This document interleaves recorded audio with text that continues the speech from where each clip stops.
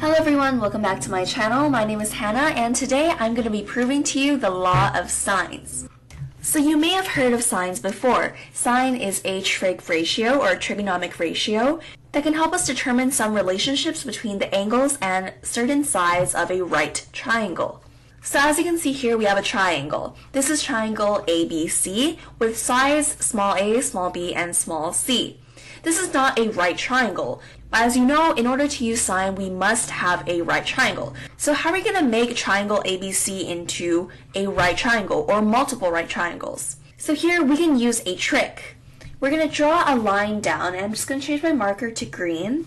So we're going to draw a line down from angle C down to side C, which is the triangle's hypotenuse. So now once we've done that, we now know that these two angles are right angles, and we're going to draw a box because it indicates that they're 90-degree angles.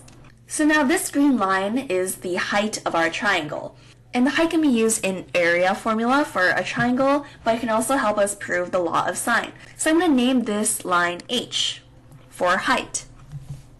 But now, do we know what sine is? We know it's a ratio. What exactly is it the ratio of?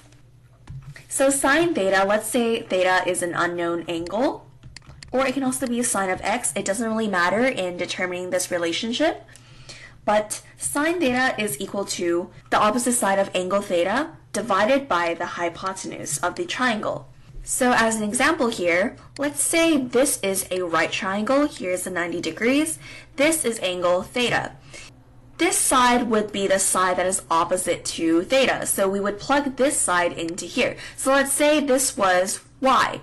The hypotenuse of a right triangle is always opposite of its 90-degree angle. So this is our 90-degree angle, and our hypotenuse would be directly across. So let's say our hypotenuse is z. So using this theoretical triangle, sine theta would be equal to y over z. And then we can solve for theta, or we can just get the trigonomic ratio, doesn't really matter. But what does matter is we know the formula for sine. So I'm just going to erase all of this. Alright, so back to the law. The law of sine states that sine of A divided by side A is equal to sine of B, sine of angle B, divided by B, which are both equal to sine of C over side C. So how are we going to prove this law? Now we can start by proving that sine of A divided by the side A is equal to sine B divided by side B. Okay, so in order to prove this law, we're going to be using this ratio, which is opposite over hypotenuse. So let's say sine A is equal to opposite of A, which is H, divided by the hypotenuse of this triangle, which is B. Now that we have this here, sine A is equal to the height divided by side B, we can alter it around to make it the height is equal to something something.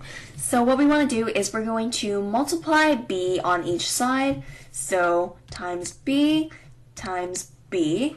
Now what we're going to get is B side B times sine of A is equal to H, or the height of the triangle. Okay, so I'm going to erase this side just to make space because we already understand what sine is. So now let's figure out the sine for this triangle over here because it shares the same side with the other triangle, which is the side H. So now let's move on to this triangle over here because we need that to use our sine of B. Sine of angle B is equal to the side opposite to B, which here is H because it's directly across our opposite, and then our hypotenuse, which is always across the right angle in a right triangle. So that would be side A. So sine of B would be equal to height divided by side A. So now we can alter this again to make it equal to H. Why do we want to make it equal to H? We want to make these expressions equal to H because it is the variable that both share. So if we can make these expressions both equal to the same variable, we know that they're equal to each other as well. So what we want to do is we're going to times both sides by A. So times A here and times A here. And what we do to both sides will not change the value of the equation. So on this side, we will get A times, well, side A times sine of B is equal to H, because these two cancel out. Alright, so I'm going to move what we have so far onto this blank screen. We're left with the side B times sine of angle A is equal to H, and we also have the side A times sine of B is equal to H. And again, now that we know that both of these expressions are equal to H, we also know that these expressions also equal to each other. We can rewrite these two equations as just B sine A is equal to side A times sine of B. Now we're on to this step, but how do we get this equation to look identical to what was shown in the law of sines? And this step is quite simple actually. So as you may recall, the law of sine states that sine of angle A divided by side A is equal to sine of angle B divided by side B. And also it's equal to the sine of C divided by side C. But anyways, we can divide both sides by A times B, or AB, and you'll see how this works here. We can eliminate the B from this side, and we can also eliminate the A from this side. And what are we left with?